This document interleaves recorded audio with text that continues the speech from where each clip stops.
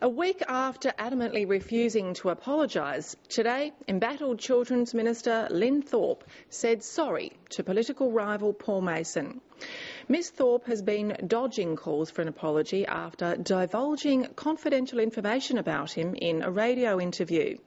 Both she and the Premier have apologised for the revelation, but they stand by Mr Mason's dumping as Children's Commissioner. The Liberals say the move highlights the weakness of LARA GIDDINGS leadership, as it comes just a day after a call from Greens leader Nick McKim to apologise. In just 5 weeks, voters will decide whether Lin Thorp should keep her seat in the upper house electorate of Rumney, where Mr Mason is also a candidate. The episode has raised questions about the promised ethics training of MPs, which hasn't yet materialised.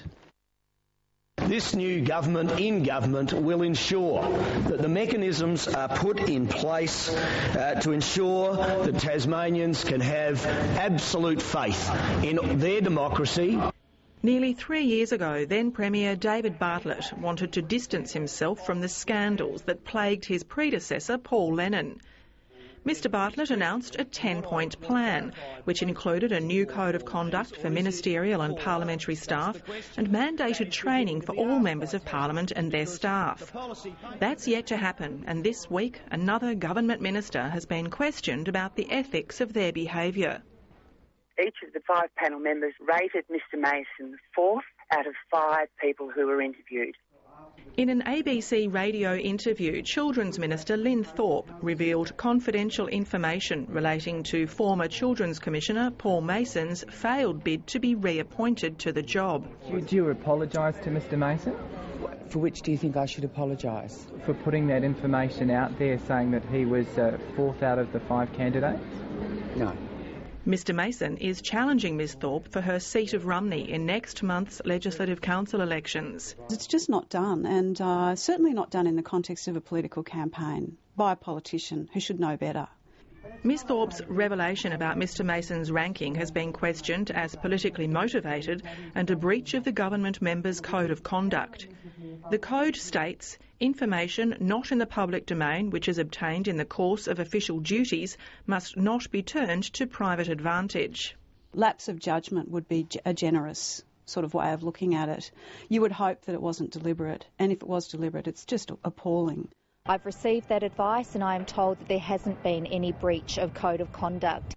Premier Giddings says that's the advice of the Solicitor-General, but she won't release it and says it was oral, not written advice. We've still got this attitude in Tasmania, especially by political leadership, that as long as it's not illegal, then it's okay. And I think the major question about ethics in the public sector is that there's another dimension, which is not only does it have to be legal, but it ought to be the proper thing to do. The University of Tasmania's Rick Snell says Ms Thorp may be guilty of misconduct under the Integrity Commission Act for misuse of information or material acquired through a public officer's performance of duties. I think the revelation of the inner details of a selection process would probably come into that zone. However, Mr Snell says the Commission has very limited powers to instigate its own inquiries. Until they receive a written complaint, it doesn't have to be by the person personally affected by the comments. It can be from any member of the public. The Integrity Commission can't undertake an investigation.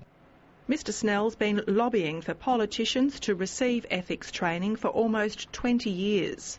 Ever since the Moreling inquiry in 1993-94, that was one of the submissions I made. The primary role of the Integrity Commission is to raise the standard of conduct, ethics and propriety in the public sector through prevention, education and advice.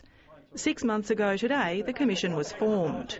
The Integrity Commission, both the Parliamentary Standards Commissioner and a Chief Executive Officer under the Act, have the obligation to carry out such training. Now, I know it's early days for the Integrity Commission and they're probably just bedding down, but I think in a jurisdiction like Tasmania, it means volumes for the training to be commenced almost as soon as possible and from the top down. So starting with our ministers. I think it's important to not just have these things in name, but to actually start to see some of the outcomes that have been promised. And certainly I would like to see the training being provided to new members of Parliament as soon as possible. and particularly as we have this election coming up in May for Legislative Council members. Shadow Attorney-General Vanessa Goodwin says neither she nor any of her parliamentary colleagues have been offered any ethics training. I think that's really important. You don't suddenly wake up and know how to be a Member of Parliament and how to avoid some of the traps that we've seen others fall into. Independent but linked to the Integrity Commission is the Parliamentary Standards Commissioner, Reverend Michael Tate. The former federal Labor senator, now priest, was not available for an interview, but told 7:30 Tasmania his role was to administer preventative medicine, to give advice to members of Parliament when it was sought. Because his role is confidential, he would not say if Lin Thorp or any other parliamentarian had consulted him for advice. I'd expect him to be a little bit proactive in the sense of making sure that people are aware of his services, what he can offer, and to ensure that they feel like they can come to him at any time for advice. While he would not elaborate, Reverend Tate said the Integrity Commission Act needs some clarification in relation to confidentiality between himself and members. Lin Thorp refused to comment when asked if she'd sought the advice of Reverend Tate. But today, after a week of intense pressure, Lin Thorp and the Premier apologised. The power of hindsight is a wonderful thing. I really wish I hadn't said what I said in the first place. Said now, it's out, I've apologised, and I would like to think that's the end of it. I believe that it is appropriate that we offer an apology to Mr Mason for the disclosure of that information, which the community has quite rightly said in that sense that they believe should have remained confidential. It might not be the only strife for Labor in the Legislative Council election in Rumney. The State Director of the Liberal Party has today written to the Electoral Commission claiming Labor Minister David O'Byrne has been distributing taxpayer-funded material in the electorate, promoting the Labor Party in contravention of the Act during an election period.